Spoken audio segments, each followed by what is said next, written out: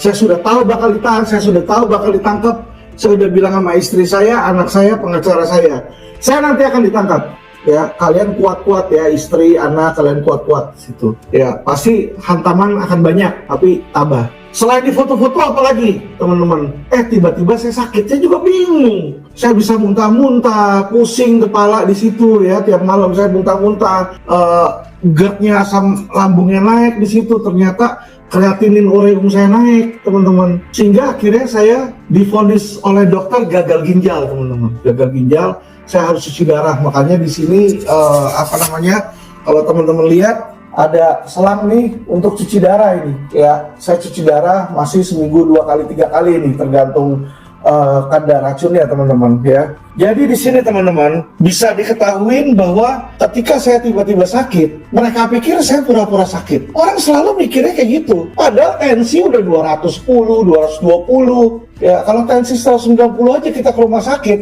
Rumah sakit udah masukin ke ICU. Akhirnya apa, teman-teman? Saya dipersulit untuk masuk ke rumah sakit, sempat. Ya, itulah ketika istri saya sama anak saya teriak-teriak. Kenapa mereka teriak-teriak?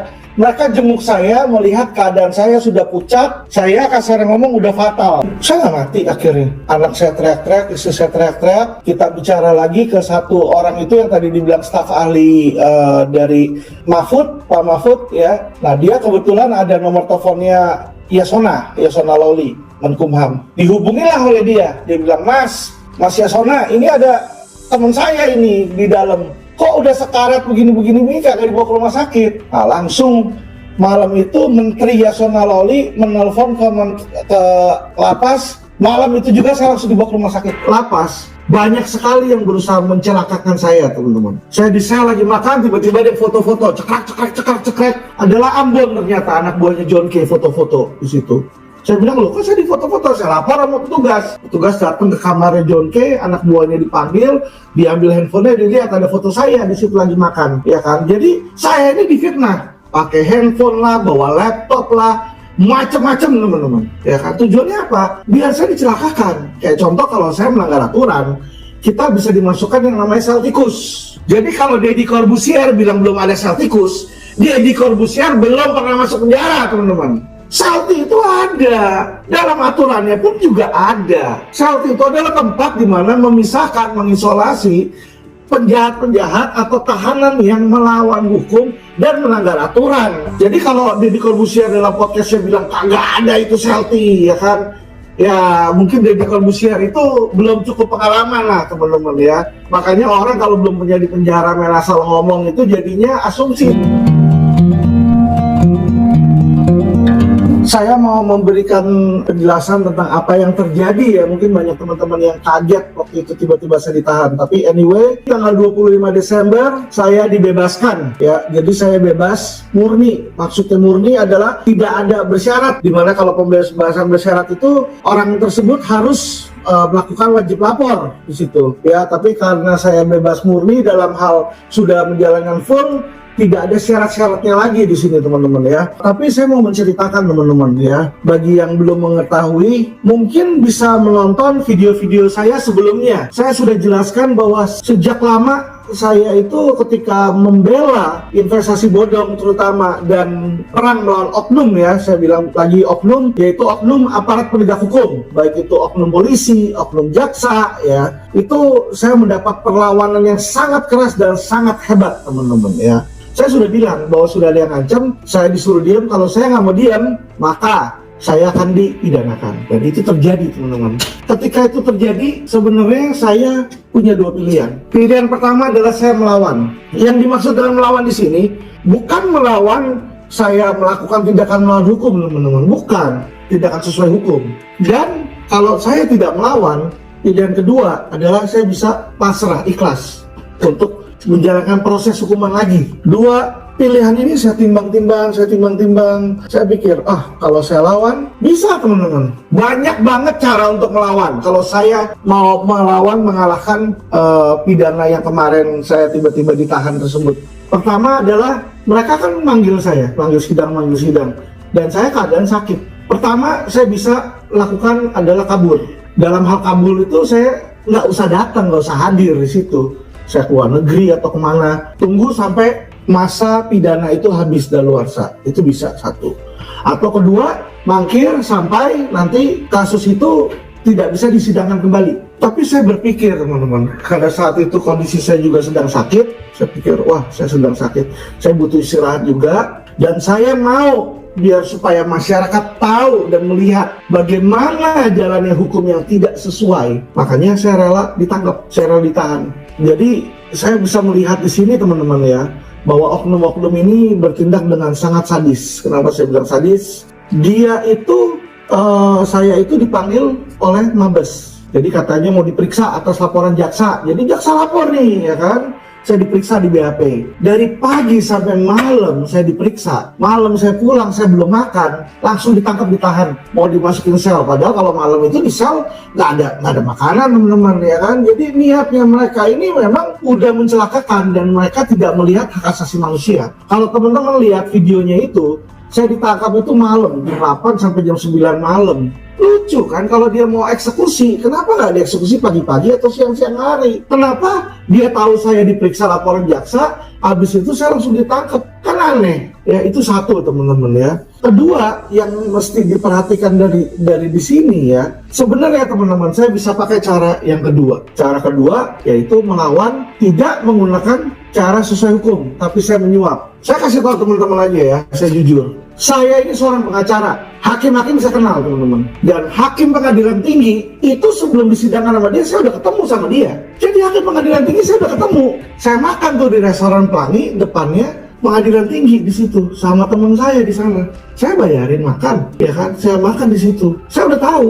Teman saya bilang, Bang, ini Alvin kawan kita, kau peganglah perkaranya, ya kan? Saya udah tahu, dan saya dimintain uang 200 juta kalau saya mau lepas. Jadi teman-teman, saya bisa saja memberikan uang suap atau uang sogok tersebut. Tetapi saya berpikir, saya ini emas atau sampah? Kalau kita emas, kita bilang kita mau jujur, tapi tindakan kita bertolak belakang dari apa yang mulut kita ngomong, percuma kita, ya toh, percuma. Saya diteleponin terus, Bang gimana jadi store nggak Bang, jadi store nggak? Enggak, saya bilang.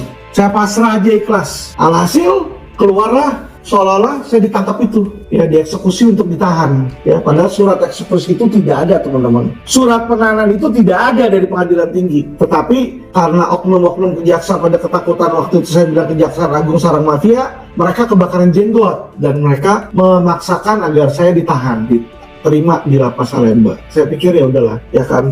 Tuhan itu adalah Allah yang baik, teman-teman. Kalau kita taat, kita beriman, kita jalan sesuai perintah Tuhan, tidak akan pernah jatuh. Saya kasih tahu teman-teman, sejak saya masuk ke dalam lapas, banyak sekali yang berusaha mencelakakan saya, teman-teman. Saya di sel lagi makan, tiba-tiba ada foto-foto, cekrek. Adalah Ambon ternyata, anak buahnya John K. foto-foto di situ. Saya bilang, loh kok saya di foto-foto? Saya lapor sama petugas. Petugas datang ke kamarnya John K, anak buahnya dipanggil, diambil handphonenya, dilihat ada foto saya di situ lagi makan, ya kan? Jadi saya ini difitnah, pakai handphone lah, bawa laptop lah, macam-macam teman-teman, ya kan? Tujuannya apa? Biar saya dicelakakan. Kayak contoh kalau saya melanggar aturan, kita bisa dimasukkan yang namanya sel tikus.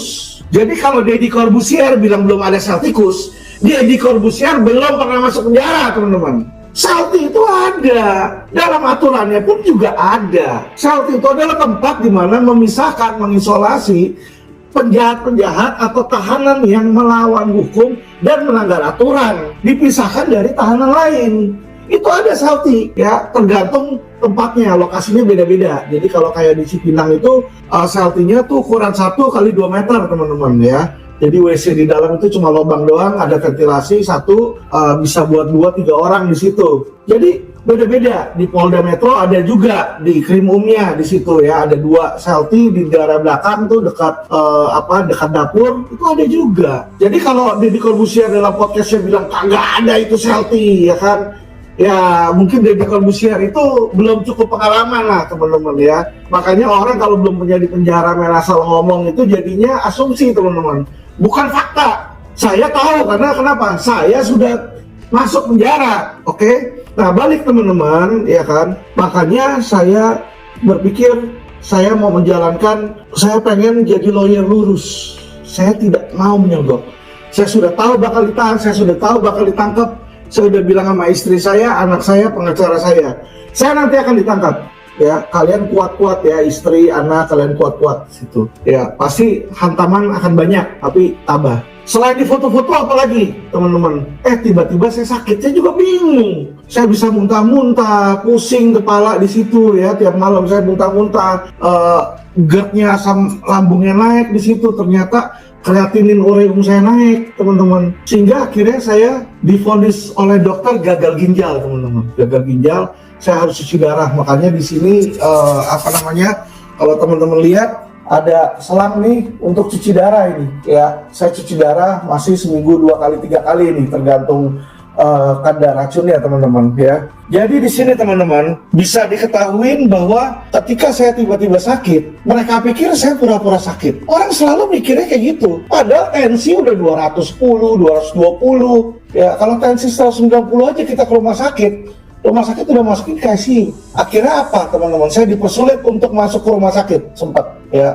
Itulah ketika istri saya sama anak saya teriak-teriak. Kenapa mereka teriak-teriak?